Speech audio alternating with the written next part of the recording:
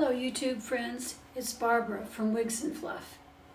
Today I have on the Trendsetter from Raquel Welch.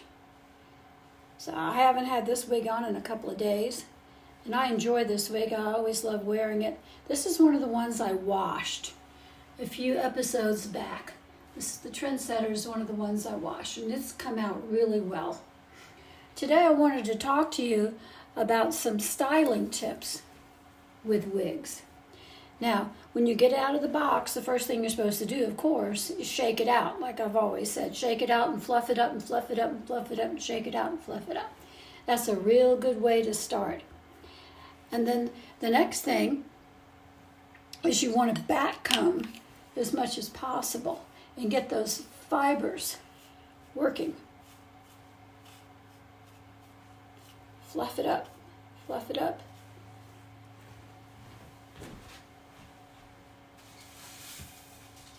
I can show you better on a different wig. So you want to, first of all, shake it out really well. Shake it out really, really well. And then you want to back comb those fibers, just like this. Back comb, you want one of these wide tooth combs. This one is a John Renee Easy Hair. So, don't have my glasses on. So anyway, so you look at the difference right now already. So I'm just back combing it like that. I like to just comb it through. I love this wig. This wig really is a nice one to wear. Okay. Of course, I love the Trendsetter too. Okay, so then after that, you put it on and then you can start working the front. You put that one back. Now the one I have is a Trendsetter, so I'm going to keep working the front and fluffing it and using my wide tooth comb and even my brush. These are wig brush, wig combs that you only use on your wig. Don't use it on your real hair because, on your bio hair, because if you do, you'll have, there we go. You'll have oil from your hair on your wig. So, even though it came off a little easy right then and there, that doesn't mean that it's going to blow off my head. It's not going to do that. It's on there. It isn't coming off, even though I've just pinned my hair back and I go. So right now, what I'm doing is I'm just fluffing it up a bit with my fingers. Fluffing it up, fluffing it up, fluffing it up, fluffing it up. Fluffing it up, fluffing it up, fluffing it up.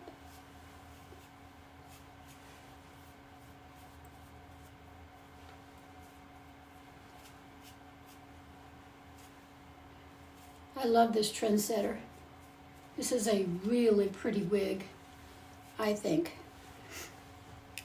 Okay, so I shake it up real good. I back comb the fibers. I fluff it up and work it like with 2 fingers. Everywhere, just to wake up those fibers and get them standing up, doing what they're supposed to do. Just pick it and fluff it. Pick it and fluff it. Just move it around and see what you can do with it. I even like back combing it a bit. See what I can do. If I want it a little bit more wild, I'll do that.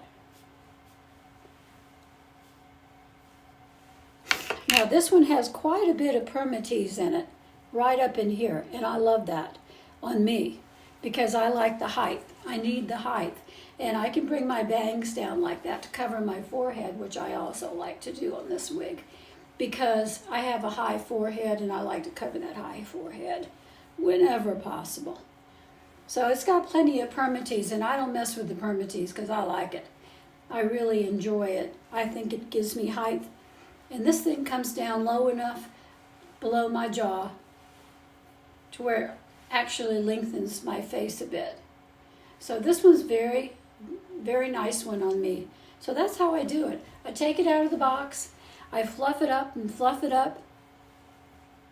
Back comb it a bit with the large tooth comb like this, just back comb it, and try to get as much air, try to get as much stuff going. It doesn't take much before I'm satisfied with the look, because they look so darn pretty when they come out of the box. They just do. They just look good to me when they come right out of the box. This one was just right out of the box, and I just started wearing it. I hardly did anything with this Trendsetter because it is a beautiful wig. So, I enjoy it. I think it's gorgeous. Now, I wanted to talk to you a little bit also about who I am. My name is Barbara Wiley, and I'm an artist as well as a wig wearer, a fabulous wig wearer. The reason I wear wigs is because I have alopecia. I have hair loss. I have it from my mother. My mother had it. My grandmother had it. And as I recall, my great-grandmother had it. She had real thin hair, always pulled back in a bun. So, anyways, that's the way why I wear so many wigs, is because I have alopecia. And my hair is going, my drains get stopped up with it all the time because I'm just losing it right and left. But that's okay, because I have a whole closet of wigs that I can wear. And it's not going to be bad. It's going to be good. It's going to be a good thing, because I have all kinds of different hairstyles and pretty wigs to wear. So that's part of who I am. I have another channel, Barbara Wiley Art, and I have been doing pictures. This is the one that we've created so far, this pretty sunflower. If you haven't gone over to my other channel, Barbara Wiley Art, W-I-L-E-Y, Barbara Wiley, W-I-L-E-Y Art, then I encourage you to do something and see if you can paint this pretty sunflower. This is a 10 by 20 canvas, and I'm telling you, this looks really great in the house, especially in the spring and summer. It looks beautiful in the house. This beautiful blue background. I really love the blue. Or you could do it in a green background if you wanted to. Whatever will offset your sunflower. Whatever color that you like, that will offset the sunflower and make it look really, really pretty. Now the sunflower is kind of a yellow ochre, so I mean, you could do like an orange background if you wanted to, but it wouldn't. You can see with the orange that I'm wearing, kind of a creamsicle color today. It isn't going to offset the pretty yellow flower as much as the blue. The blue just makes it stand out amazingly. Green works as well. Purple might work, purple and yellow. So you have to look on your color wheel and decide which colors are opposite each other on the color wheel. Play with the color wheel. I really advise everyone who's doing art to get a color wheel. Color wheels help you see how colors are related. Maybe I'll do a tutorial on how to use those and how to use those. For instance, if I'm wearing orange, since blue is kind of the opposite on the color wheel, turquoise is there too. It would be amazing if I wore turquoise necklace with my creamsicle outfit today. Isn't that amazing? I could have worn my, here's my ring, my statement ring. I could have worn that, or the earrings that I have, these turquoise earrings, which are really cute. I really love these earrings. So, because the reason why that works is because they're opposite on the color wheel. So think about things like that. Get you a color wheel and see what's opposite to this yellow ochre, this yellow color. Bright yellow and then outlined with the yellow ochre. So this only took about 20 minutes on my video. It's not a long video. So it's not a hard one to do. It's easy. We just use sponges for the background.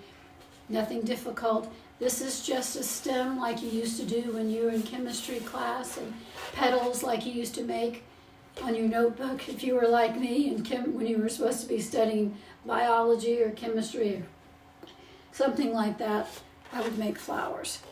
So, anyways, it's not hard and it's doable. This is one that I'm getting ready to do next. This is really popular right now, very popular. Little bicycles with a basket full of flowers. The easiest flowers I know to do are the lavenders, because you just make lavender stems going around and then you use Q-tips. Q-tips to dab on the flowers. And I'll show you how to do that. The bicycle is fairly easy to draw. Bicycles are not hard. We're using a couple of paper plates, a smaller one and a larger one, so we can form the wheel. And instead of using black on the wheel, I don't know if you can see it, I used a combination of blue and the purple. Blue and the purple. And same thing for the handle. Kind of came out pretty good. The reason why it looks better than maybe the black is because it has the purple in it, and so that flatters my purple bicycle. I still haven't done my spokes yet. I'm getting to that. But anyways, this is a girl's bike. You can see a lady's bike, and it's purple. And the reason why I chose purple is because it reminds me of my first two-wheeler. Okay. So that's just to let you know a little bit about who I am. I am a former teacher. I used to be a teacher long time ago. And the last few years I've dedicated to helping my grandson, who is autistic, and helping him learn. He just graduated from college. I'm so proud of him. So anyways, I have another life here to begin. So I'm going to be doing YouTube videos. And I may be starting a new one, a cooking video. I have diabetes, and the way I control it is through what I eat. If I don't watch it, I can go clear up to 200-300 very easily in my blood sugar. So I have to use exercise, and I have to eat a certain way. What I use is the paleo diet and fasting, and it really works. It helps bring down that blood sugar. It brings down your what's called the A1C, which determines how bad your diabetes really is. And mine got up to 7 for a while and 8 before I started looking into this new diet. And so we might start a cooking video, and I might show you some of my recipes. It's not that bad. It's pretty good. Blueberry muffins, I can eat those. I love those. You can eat waffles. There's a waffle recipe that you can use. There's pumpkin pie. There's chocolate cake. There's actually a mug cake that's recommended. So anyways, those are some of the things. I may start that channel soon and let you know how I'm doing with my blood sugar. My blood sugar is always a concern. It's always going to be a concern for me until I get things where I want them, and I'm pretty much there, getting there, really close down to where I want to be. Many doctors want you to think that 110 to 120 might be normal for blood sugar. It's not. That's high. That's still high. You want your blood sugar more to the 90 area, which is better, much better for me. So there are a few things that you have to do. You have to incorporate diet and exercise and a little bit of fasting, and you have to watch what you eat and drink. And it's not that bad. It really is not that terrible of an ordeal. So anyways, that's a little bit about me, probably more than you wanted to know. But I'm going to be 75 this year. And I love Jesus. That's the other part of me. I love Jesus. I love everything about Jesus. And what Jesus wants me to tell people is not to fear. especially with what's going on right now in Russia and the Ukraine. It can be frightening. But no matter what happens, we know that God is in control. He knows the end from the beginning. He's already seen how it all works out. He already knows. It's not a surprise to him. This wasn't a shock, what was going on with Russia and Ukraine. He knew this was coming. So he has the aerial view. He sees the vertical, not the horizontal. When we're sitting here in the horizontal, it can be frightening.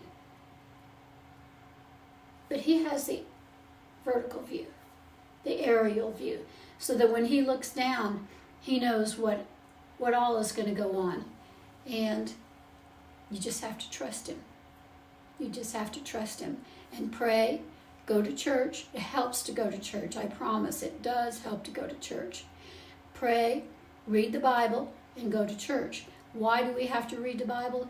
To remind ourselves of God's Word, to start feeding on God's Word so that it gets inside of our body, in our being, so that we know how to treat people, so we can stop ourselves, so that we can keep ourselves from going too far, so we can calm down and relax with our scriptures. It feeds the soul. That's why it's important to read the Bible. It feeds the soul. And praying is absolutely crucial. We need to pray and ask God for everything. That's what he tells us to do. Ask God for everything that you need. Everything. Even finances. Ask God to expand your tents and bless you indeed. Ask God to help you with your health. I do. Help you with your health. He showed me this diet. I asked God to show me for a long time. I asked God to show me the right diet for me. And he showed me this diet. And it's been a lifesaver for me. So pray, read the Bible, nourish yourself, and go to church and fellowship with other believers. It's all really important. So do not fear. Trust God. He's in control. I love you. Bye.